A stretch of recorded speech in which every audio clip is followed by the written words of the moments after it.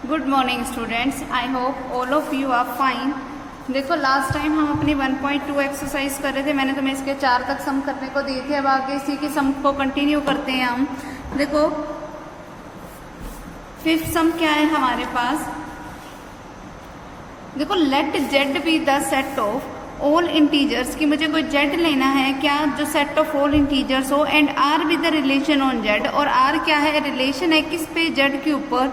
Defined as R is equals to an ordered pair A B such that a belongs to integers and b belongs to integers and a minus B is divisible by 5। ठीक है, prove that R is an equivalence relation. ठीक है, अब देखो मुझे are जो relation कैसे दे रखा है वो कुछ ऐसे दे रखा है कि मुझे कोई एक ऑर्डर्ड पेयर ए बी लेना है जिसमें ए और बी दोनों इंटीजर्स में बिलोंग करें और ए माइनस बी जो हो वो डिविजिबल बाय किसके हो, 5 के हो। ठीक है, अब देखो मुझे अगर कोई इक्विवेलेंस रिलेशन प्रूव करना होता है, कोई भी रिलेशन इक्विवेलेंस रिलेशन कब होगा, जब रिफ्लेक्सिव होगा, सिमेट्रिक होगा और ट्रांजिटिव होगा। ये तीनों कंडीशन सेटिस्फाई करनी जरूरी है। अब रिफ्लेक्सिव किस कंडीशन में होता है, जब ए किससे रिलेट करे, ए से। तो मतलब जहां पर बी है ऑर्डर्ड पेयर में, अब वहां मुझे क्या लेके चलना है, ए। तो देखो चेक करना है मुझे कि क्या ए से रिलेट कर रहा है या नहीं कर रहा। ए से रिलेट कब करेगा कि जब मैं a माइनस ए करूँ तो वो 5 से डिविजिबल होना चाहिए, क्योंकि कंडीशन ही मुझे ये बोल रखी है। तो देखो हमारे पास ए बी के लिए जनरल कंडीशन क्या थी कि a minus B is divisible by 5। For A relate to A के लिए क्या होना चाहिए कि a माइनस ए देखो क्या हो गया, 0 इज ऑलवेज डिविजिबल बाय 5।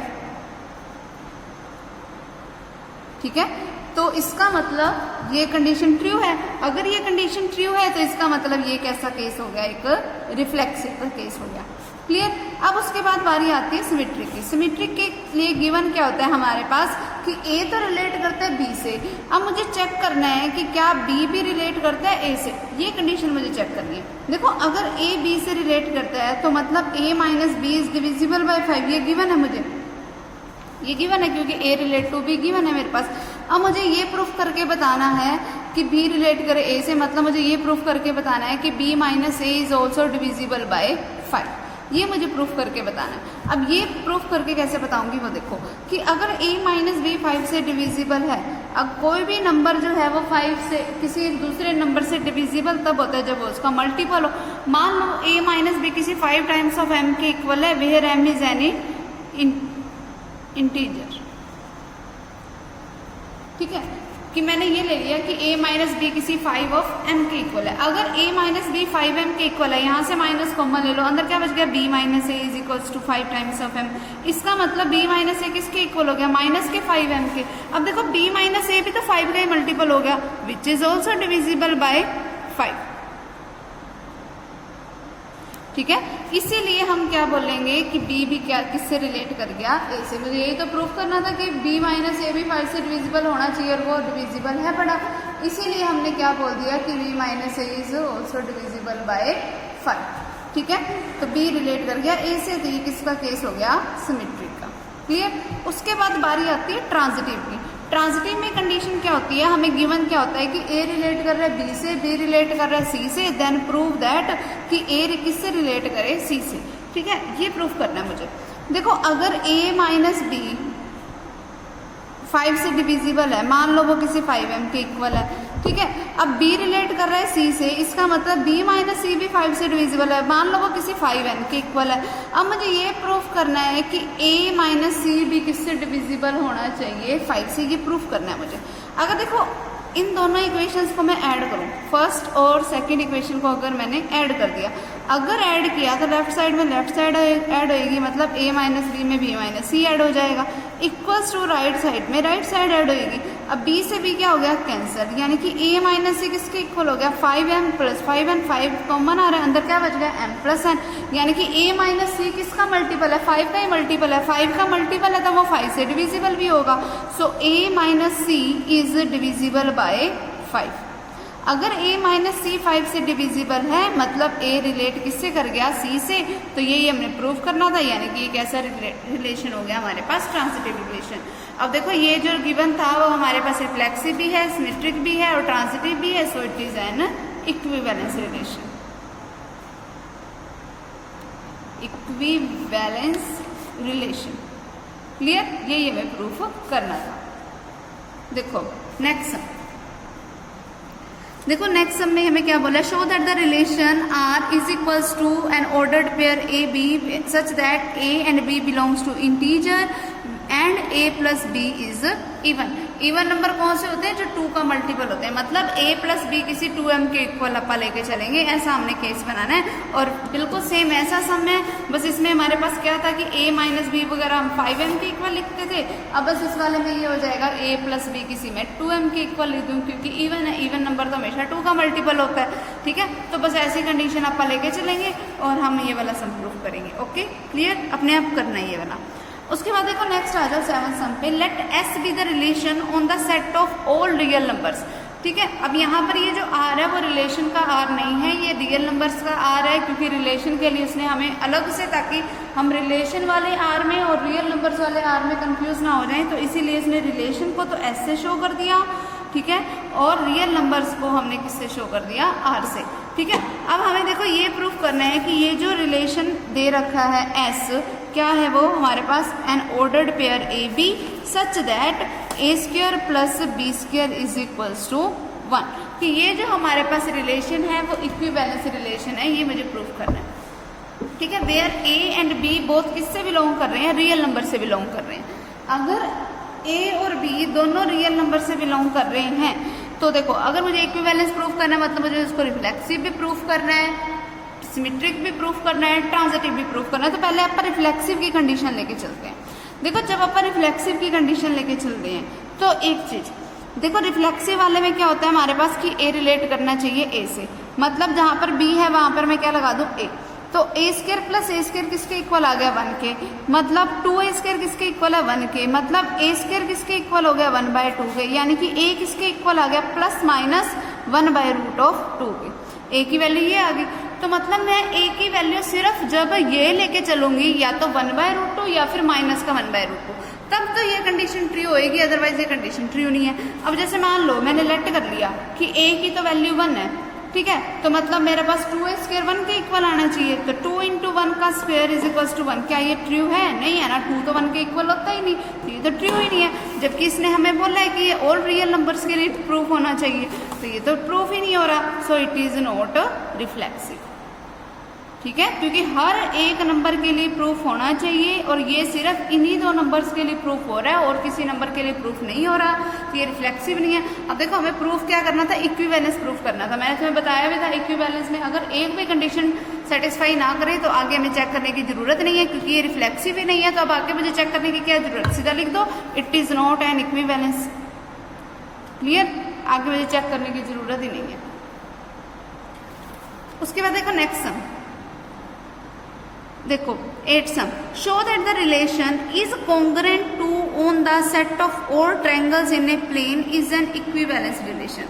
कि मुझे एक रिलेशन लेना है, कैसा रिलेशन लेना है वो देखो, रिलेशन बनाना है मुझे इज कॉन्ग्रुएंट टू टाइप का, इज कॉन्ग्रुएंट टू। अब देखो कोई एक प्लेन है हमारे पास, ठीक है, जिसमें हमने सेट लिए किन का, और ट्रायंगल्स का, कि मतलब कोई एक प्लेन है, इस तरीके से उस पर अलग अलग ट्रायंगल्स बनी हुई हैं। ठीक है, एक प्लेन पे मैंने अलग अलग ट्रायंगल्स ले रखी हैं, कोई ट्रायंगल 1, कोई ट्रायंगल 2, कोई ट्रायंगल 3 अप टू कितनी भी ट्रायंगल्स बनी हुई हैं उसके ऊपर। ठीक है, अब मुझे ये जो प्रूफ करना है वो क्या है, show that the relation is congruent to, relation मुझे क्या लेके चलना है, इज कॉन्ग्रुएंट टू टाइप का वाला, on the set of all triangles, की मुझे सेट किसका लेना है, ट्रायंगल्स का लेना है, किसके ऊपर, एक प्लेन के ऊपर। अब मुझे इसको क्या प्रूफ करना है, इक्विवेलेंस रिलेशन। ठीक है, अब हमारे पास जो रिलेशन बोल रखा है आर, वो क्या बोल रखा है कि हमें एक ऑर्डर्ड पेयर लेना है ट्रायंगल 1 और ट्रायंगल 2 टाइप का, सच दैट कॉन्ग्रुएंट टू बोल रहा है, मतलब triangle 1 is congruent to triangle 2, इस तरीके से ये रिलेशन बोल रखा है उसने। ठीक, अब मुझे ये प्रूफ करना है कि क्या ये इक्विवेलेंस रिलेशन है। वो प्रूफ करने के लिए देखो, इक्विवेलेंस के लिए पहले मुझे रिफ्लेक्सिव प्रूफ करना पड़ता है, तो पहले मैं रिफ्लेक्सिव प्रूफ करती हूँ। देखो रिफ्लेक्सिव के लिए ट्रायंगल 1 रिलेट किससे करनी चाहिए, ट्रायंगल 1 से। ठीक है, अब देखो triangle 1 is always congruent to triangle 1, क्योंकि कोई 2 ट्रायंगल्स कॉन्ग्रुएंट तब होती है जब उसकी साइडों की लेंथ सेम हो, उसके कोरस्पॉन्डिंग एंगल सेम हो। अब देखो यहाँ तो दोनों जगह सेम ही तो ट्रायंगल है, तो एक ट्रायंगल खुद के तो हमेशा कॉन्ग्रुएंट होती ही है, तो यानी कि ये रिफ्लेक्सिव तो है। ठीक है, अब बारी आती है सिमेट्रिक की। सिमेट्रिक वाले केस में क्या होगा, मुझे गिवन है कि ट्रायंगल 1 जो है वो रिलेट कर रही है ट्रायंगल 2 से, मतलब ट्रायंगल 1 जो है वो ट्रायंगल 2 के क्या है, कॉन्ग्रुएंट है, ये गिवन है मेरे पास। अब मुझे प्रूफ क्या करना है, प्रूफ ये करना है कि जो ट्रायंगल 2 है वो कॉन्ग्रुएंट किसके है, ट्रायंगल 1 के। ये प्रूफ करना है मुझे। ये प्रूफ करने के लिए देखो, मतलब ट्रायंगल 2 को अगर मुझे रिलेट करवाना है ट्रायंगल 1 से, तो वो मैं कैसे कराऊंगी। देखो अगर ट्रायंगल 1 ट्रायंगल 2 के कॉन्ग्रुएंट है तो मैं ये भी तो बोल सकती हूँ कि ट्रायंगल 2 ट्रायंगल 1 के कॉन्ग्रुएंट है। बात तो एक ही है, आगे पीछे करके लिखा है मैंने, यानी कि ट्रायंगल 2 तो रिलेट कर गई ट्रायंगल 1 से, तो ये सिमेट्रिक भी है। क्लियर। अब बारी आती है किसकी, ट्रांजिटिव की। तो ट्रांजिटिव वाले केस में हमारे पास होगा क्या कि 3 ट्रायंगल्स में ले लेती हूँ। कैसे, वो देखो, ट्रांजिटिव वाला केस जो होगा वो हमारे पास ऐसे चलेगा कि ट्रायंगल 1 तो ट्रायंगल 2 के कॉन्ग्रुएंट है, ये गिवन है। ट्रायंगल 2 आगे ट्रायंगल 3 के कॉन्ग्रुएंट है। मुझे ये प्रूफ करना है कि ट्रायंगल 1 जो है वो ट्रायंगल 3 के कॉन्ग्रुएंट है या नहीं है, ये चेक करना है। देखो अगर सीधी सी बात है कि अगर ट्रायंगल 1 ट्रायंगल 2 के कॉन्ग्रुएंट है और ट्रायंगल 2 आगे किसके कॉन्ग्रुएंट है, ट्रायंगल 3 के। देखो क्योंकि 2 ट्रायंगल्स कॉन्ग्रुएंट कब होती है, जब उनकी साइडों की लेंथ सेम हो। अगर इन दोनों की लेंथ सेम है और इधर से इन दोनों की लेंथ सेम है तो मतलब फर्स्ट और थर्ड की भी तो लेंथ सेम ही होगी। तो इसका मतलब ट्रायंगल 1 भी कॉन्ग्रुएंट होगी किसके, ट्रायंगल 3 के, यानी कि ट्रायंगल 1 रिलेट कर गई ट्रायंगल 3 से, तो यानी कि ये ट्रांजिटिव हो गई। क्लियर। ठीक है। अब देखो तीनों कंडीशंस क्योंकि सेटिस्फाई कर गई हमारे पास, इसका मतलब ये रिलेशन कैसा हो गया हमारे पास, इक्विवेलेंस रिलेशन। क्लियर। यही मुझे प्रूफ करना था। उसके बाद देखो नेक्स्ट सम इज, कोई फंक्शन f है, कहाँ से कहाँ डिफाइन है, x से y पे, the A function, define relation r in x given by, कि कोई एक रिलेशन मुझे r डिफाइन करना है। कैसा, कोई ए बी ऑर्डर्ड पे लेना है जिसमें मुझे such that f of a equals to किसके है, f ऑफ b के। इस तरीके से ये डिफाइन किया हुआ है। Show that r is an equivalence relation, मुझे ये शो करना है कि r क्या है, एक इक्विवेलेंस रिलेशन। इक्विवेलेंस रिलेशन कब होगा, जब वो रिफ्लेक्सिव, सिमेट्रिक और ट्रांजिटिव होगा। रिफ्लेक्सिव का केस लेके चलो कि मतलब a जो है वो रिलेट किससे करना चाहिए, a से, तो मतलब f ऑफ a किसके इक्वल होता है, f ऑफ a के होता है, ट्रू है ये, यानी कि ये रिफ्लेक्सिव तो है। ठीक है। अब आ जाओ सिमेट्रिक के ऊपर। सिमेट्रिक वाले में क्या होता है कि a तो रिलेट कर रहा है b से, चेक क्या करना है मुझे कि b किससे रिलेट करे, a से, मतलब f of b f of a के इक्वल आना चाहिए, ये प्रूफ करना है मुझे। ठीक है। अब देखो अगर a रिलेट कर रहा है b से, तो मतलब मेरे पास गिवन क्या है कि f of a f of b के इक्वल गिवन है। अगर f of a f of b के इक्वल है तो मैं यहाँ से ये भी तो लिख सकती हूँ कि f of b f of a के इक्वल है, क्योंकि दोनों आपस में इक्वल, में आगे पीछे करके लिख दो कोई फर्क नहीं पड़ेगा, यानी कि b किससे रिलेट कर गया, a से, तो ये सिमेट्रिक भी है। अब आ जाओ किस पे, ट्रांजिटिव पे। ट्रांजिटिव में गिवन क्या होता है कि a रिलेट कर रहा है b से, b रिलेट कर रहा है c से, चेक क्या करना है मुझे कि a किससे रिलेट करे, c से। ठीक है। मतलब मुझे f ऑफ a को f ऑफ c के इक्वल प्रूफ करना है। क्लियर। ये प्रूफ करना है मुझे। देखो गिवन पे आ जाओ पहले। देखो a रिलेट कर रहा है b से, मतलब f ऑफ a तो f ऑफ b के इक्वल गिवन है, इक्वेशन नंबर फर्स्ट। अब b रिलेट कर रहा है c से, मतलब f of b f of c के इक्वल गिवन है, इक्वेशन नंबर सेकेंड। अब देखो ध्यान से, f of a f of b के इक्वल है और f ऑफ b खुद किसके इक्वल है, f ऑफ c के। तो मैं यहाँ से from first and second equation लिख सकती हूँ कि f ऑफ a और f ऑफ c दोनों आपस में इक्वल है। ठीक है। तो यही मुझे प्रूफ ही तो करना था, तो ये ट्रांजिटिव हो गया, यानी कि a रिलेट किससे कर गया, c से।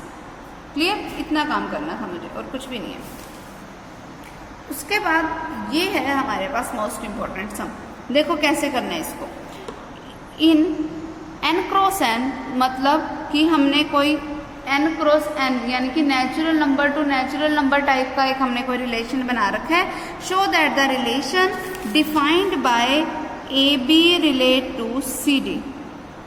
ठीक है। पहले आप क्या करते थे, एक सिंगल सिंगल एलिमेंट लेके चलते थे। अब एक ऑर्डर्ड पेयर किसी दूसरे ऑर्डर्ड पेयर से रिलेट कर रहा है। पहले अपने पास सिर्फ 2 एलिमेंट के चल रहे थे केस, अब अपने पास एक तरीके से 4 एलिमेंट चल रहे हैं। पर वैसे एक्चुअल में ये 4 एलिमेंट नहीं है, ये एज ए फर्स्ट एलिमेंट काम कर रहा है, ये एज ए सेकेंड एलिमेंट काम कर रहा है।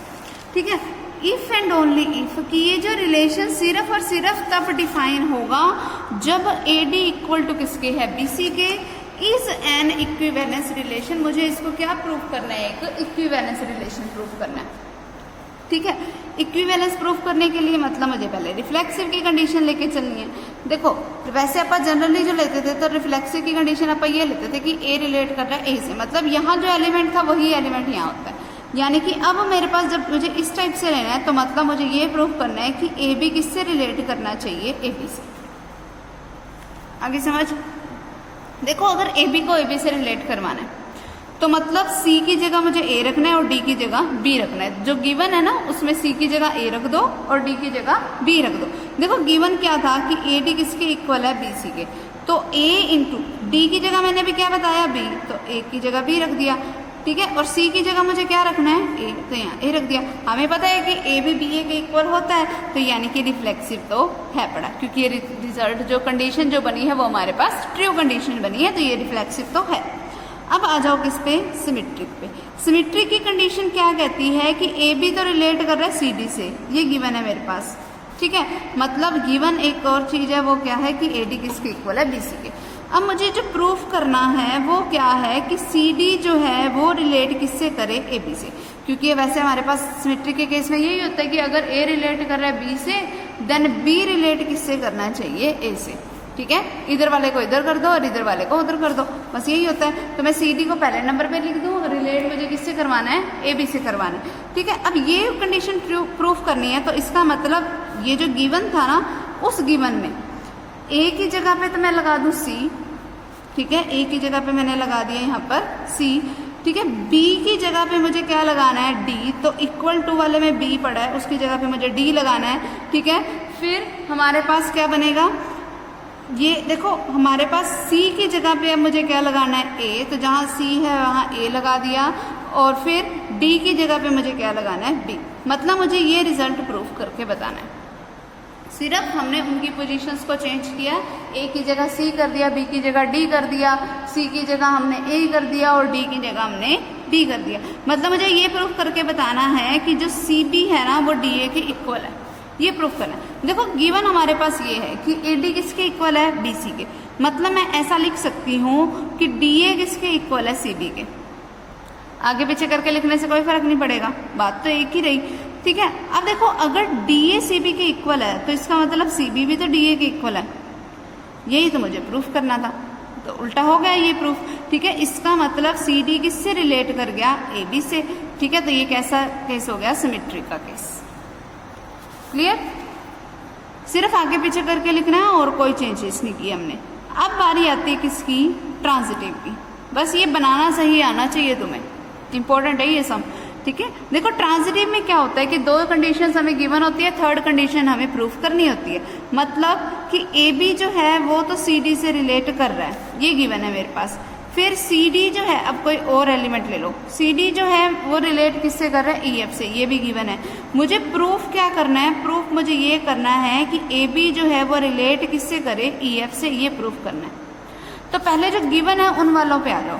देखो ए बी रिलेट कर रहा है सी डी से, मतलब ये तो सीधी सी बात है कि a d is equal to b c given है, ये गिवन है इक्वेशन नंबर फर्स्ट। फिर सी डी और ई एफ एक दूसरे से रिलेट कर रहे हैं, मतलब इसकी कंडीशन बनाने के लिए बस सीधा क्या करो, ए की जगह लगा दो सी, ये ए की जगह सी लगा दिया हमने, ये जो हमारे पास था। और फिर बी की जगह पे मुझे लगाना है डी, बी की जगह पे यहाँ डी लगा दिया। फिर सी की जगह पे मुझे क्या लगाना है, ई, यहाँ सी लगा दिया, सॉरी ई लगा दिया। फिर डी की जगह पे मुझे क्या लगाना है, एफ, तो यहाँ एफ लगा दिया। मतलब ये कंडीशन भी मेरे पास गिवन है। और जो प्रूफ करनी है वो भी मैं बना लेती हूँ, ए की जगह ए रहने देना, बी की जगह बी रहने देना, बस सी की जगह ई कर देना। तो ए की जगह ए रखा, बी की जगह बी रखा, बस सी की जगह मैंने ई कर दिया और डी की जगह मैंने क्या कर दिया, एफ। ये कंडीशन मुझे प्रूफ करनी है, ठीक है। गिवन मेरे पास ये है, फर्स्ट और सेकंड इक्वेशन मेरे पास गिवन है। देखो अगर मैं फर्स्ट और सेकंड इक्वेशन की आपस में मल्टीप्लाई करवा दूं तो लेफ्ट साइड में लेफ्ट साइड मल्टीप्लाई होएगी।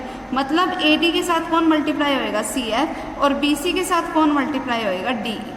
तो क्या बन गया, a d c f is equal to b c d e, ठीक है। अब डी से डी कैंसल, सी से सी कैंसल, तो क्या बन गया मेरे पास कि ए एफ किसके इक्वल है, बी ई के। यही रिजल्ट ने मुझे प्रूफ करना था, ठीक है। तो ये रिलेशन कैसा हो गया मेरे पास, ट्रांजिटिव रिलेशन। क्लियर। अब रिफ्लेक्सिव भी था, सिमेट्रिक भी था, ट्रांजिटिव भी था, तो ये रिलेशन कैसा हो गया हमारे पास, इक्विवेलेंस रिलेशन। क्लियर, यही मुझे प्रूफ करना था। अब अगला तुम ये खुद बनाने की कोशिश करना, ठीक है। हमें करना वही है बिल्कुल सेम, बस इस वाले में क्योंकि जैसे इस वाले में हमारे पास मल्टीप्लिकेशन में क्वांटिटीज पड़ी थी तो हमने इनको आगे ऐसे मल्टीप्लाई किया था ट्रांजिटिव बनाने के लिए। बस अब इसमें प्लस वाले में पड़ी है तो हम प्लस या माइनस जैसे हमें ज़रूरत होगी हम वो करके देख लेंगे, ठीक है। क्लियर, इस तरीके से तुम इसको सम को करोगे। वैसे तो प्लस ही करना, इसमें प्लस वाले से हमारा आंसर आ जाएगा, ठीक है। करने का तरीका हमारे पास बिल्कुल यही होएगा। तो हमारे पास अब ये वाली एक्सरसाइज हमारी कंप्लीट हो गई। अब हम अपनी नेक्स्ट एक्सरसाइज स्टार्ट करेंगे।